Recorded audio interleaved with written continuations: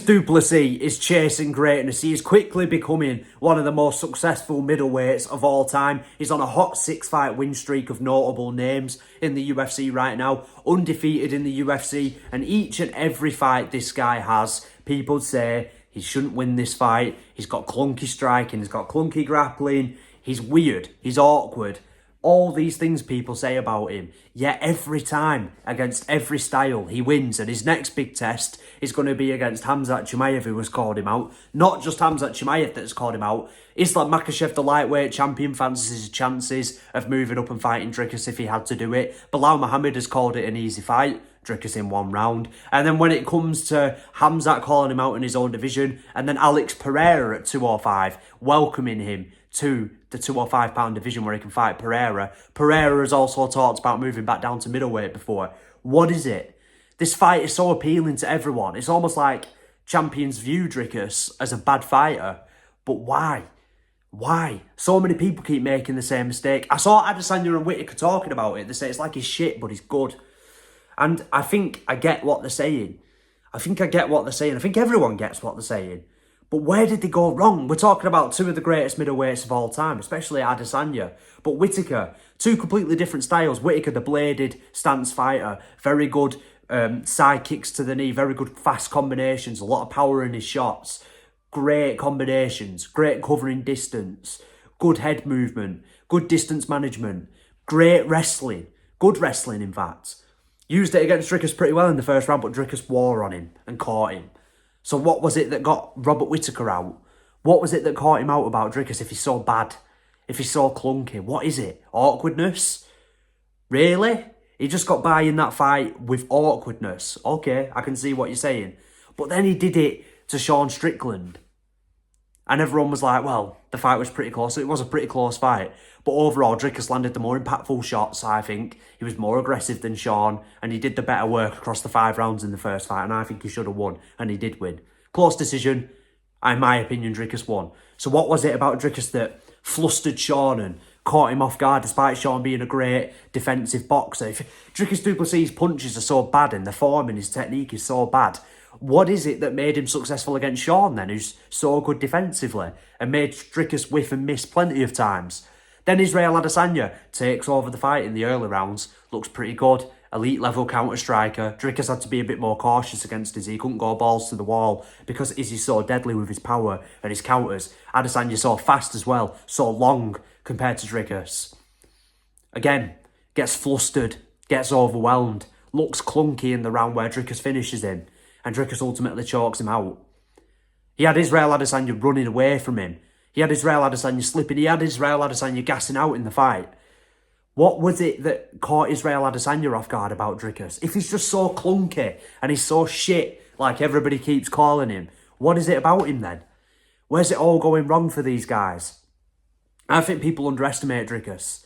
Khamzat Chimaev's doing it as well, and everyone's doing it. Have you not learnt your lesson? Have you not learnt your lesson by now? I do believe Khamzat could very well beat Dricus, and I believe he could very well beat him in comfortable fashion. But guess what? I thought Adesanya could do the same. I thought Sean Strickland might do the same. I thought Robert Whitaker could definitely do the same. At the time, I thought there was no way Dricus would beat Robert Whitaker. He's not a better striker. I thought he couldn't cope with Whitaker's grappling if he went there. But each fight he improves. He looks better than ever, each fight. Still a bit clunky, still a bit awkward, but he makes it work for him. And that begs the question for me, is there actually a right way to do things in this sport that we love, MMA? When there's so many things to worry about, is there a correct way to do things? So many coaches get fixated on, this is how you punch, this is how you jab, this is how you switch kick, this is how you front kick, this is how you take somebody down, and then Dricus Du Plessis face palms into an ankle pick on Israel Adesanya. So how the hell is he pulling that stuff off? People analyse his fights and say, well, Dricus Du Plessis threw this jab at this time, flaring his elbow to get a big reaction, so you drop your guard and he comes over the top with a right overhand. And Dricus came out and said, what the fuck is he talking about? I don't do that. So clearly he doesn't think during fights. Clearly he just flows. So what is it? Preparation. He has said he studies his opponents before fights. I think Dricus Du Plessis has come through in the UFC where he's watched Israel Adesanya, he's watched Robert Whitaker, and he's watched Sean Strickland, and all these guys fight the same way in every fight. These guys have their style that either works or it doesn't work. But against a guy that prepares so well, how can you get the better of him if you're fighting the same way in every fight? Because you might have success against him. Sean Strickland did the first fight. Whitaker did the first round. Adesanya took over the fight in moments. But he gets through. He exploits you. He prepares well. He sticks to his game plan. He exhausts you. All these fighters that I've named have great cardio, yet Sean Strickland, he might have had staph by the way, that's a possibility, looked uncharacteristically tired against Dricus when his coach Eric Nixick, who has actually come out and hit against Sean, saying he wasn't, basically, I think he's inferring Sean wasn't listening to him in his corner and he's frustrated with him. He's come out and talked about that. Sean looked lost in there. He looked more tired than ever. His nose was shattered. He was breathing out his mouth. Sean Strickland is usually better as the fight goes on. Adesanya, known for having good cardio, gassed out, looked really tired, really sluggish against Dricus. His striking looks sloppier than ever at times because they get so flustered and caught out. They almost get dragged into the awkwardness. Robert Whitaker got knocked down by a bent arm jab from Dricus. Now, Whitaker has had his chin question, but then very much later he's eating spinning wheel kicks off Paulo Costa. So Dricus Du Plessis timed that shot really well. And Dricus Du Plessis drags these fighters into a clunky fight where they sort of, all of a sudden, not so great defensively, Sean Strickland, where they're also, all of a sudden, not great counter-strikers, Israel Adesanya, where they're more clunky with the shots and getting caught more. Or with Robert Whitaker, where they're overextending the range and they're misjudging the range because he's moving so awkwardly and constantly committing with attacks. And they get caught out by it, in my opinion.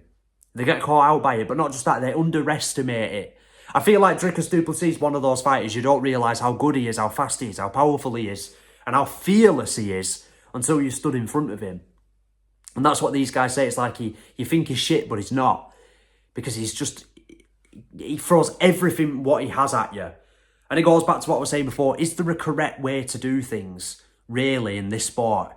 Or is it the correct way to do things for you? Because in my mind, Dricus Du Plessis, although he doesn't think in fights, or there's nothing really to analyse, what he does is he prepares well, but he also is fearless in what he does. He knows what he's good at and what he's not good at. You're not going to see Dricus Du Plessis moving on the back foot, pivoting away from shots. You're not going to see him slipping shots in and out. You're not going to see him throwing a jab into a timed takedown. You're not going to see that.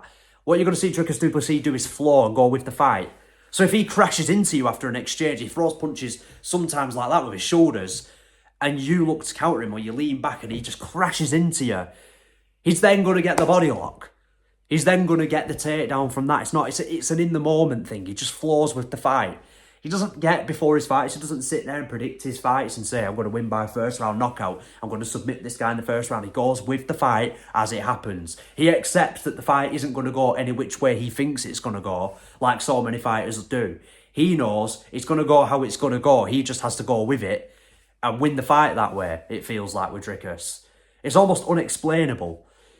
It's so strange that even now, Khamzat Chimaev is sitting there saying, this is going to be an easy fight. Bilal saying, I would beat Dricus easy. All well and good until he stood in front of you. And Khamzat could take Dricus down and dominate the first round. But then there's still questions over his cardio. What happens if it gets later and all of a sudden Dricus is walking around at 225 pounds usually? His strength starts coming into play. He starts stuffing the takedowns. He starts getting the timing down. He's dragging Khamzat into a war like Gilbert Burns did.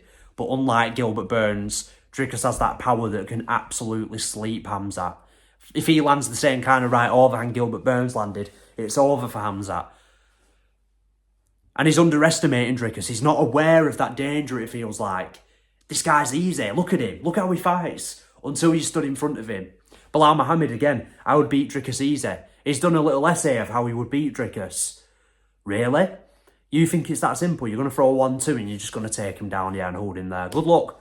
So many guys have tried it and failed. They've said how they're going to beat Dricus and all of a sudden you're in a car crash of a fight. You're not fighting quite like yourself. Maybe you're standing with him more than you should be if you're Brunson when you should be taking him down. Or maybe you're trading with him more than you should be when you're supposed to be an elite level counter striker like Israel Adesanya. It's so strange. It's so strange, his style. And it's so strange that everyone keeps underestimating him and he keeps winning and he keeps improving. And all these guys that fight with the same style, Khamzat Chimaev is that guy. We know Khamzat's style. He'll get you out early or he will lose. Or he'll nearly lose. I mean, nothing so far would suggest Khamzat has better cardio. We'll see. I think it's possible that he does. His personality and demeanour's sort of changed. But the way he fights is almost the same. A lot of energy expended in that grappling early on. And it is a level above Dricus's, maybe 2 levels. But if you don't get Dricus out of there, there's problems. But then again, Israel Adesanya was supposed to be an elite level striker that would outclass Dricus. At times he did. But Dricus found a way. He found a way. Robert Whitaker was the exact same. Dricus found a way. He found a way. So why couldn't it be any different with Khamzat? Like, don't be surprised if Dricus goes in there and takes down Khamzat. Like, let's say the first 5 seconds of the fight, Dricus flipping rolling thunders into an ankle pick, something like that, and just takes down Khamzat. Maybe that could happen because it's Dricus. I don't know. And maybe it is just plot armor. I don't know. I don't know what it is. But what I do know is he's chasing greatness right now. He's on such a good tear right now. If he beats Khamzat Chimaev, that's 7 solid wins in a row. Khamzat will be the favourite in this fight. And then what's left for him? Another Adesanya fight, Imavov. I think he could beat Imavov too. He's on a tear right now. And if Khamzat Chimaev doesn't beat him, I don't know who does. Because clearly, if Khamzat Chimaev can't beat him, which is a different style to what we're seeing in Dricus' face, then maybe no one can get past that car crash. Then maybe no one can answer the plot armour. Maybe no one can do that. Maybe Dricus is just too awkward, too clunky, too shit to deal with. Maybe, I don't know what it is. Because when guys get in front of him, it's a different story. It's so strange. Anyway, that's 12 minutes in. I've ranted on about Dricus. He's chasing great things right now. He's very heavily underrated. He's very heavily underestimated. And yet he keeps winning. And he keeps improving. And his legacy keeps growing. Very, very underrated, Dricus Du Plessis. And if you keep underrating him, no one's ever going to beat him. Thank you all very much for watching. Goodbye.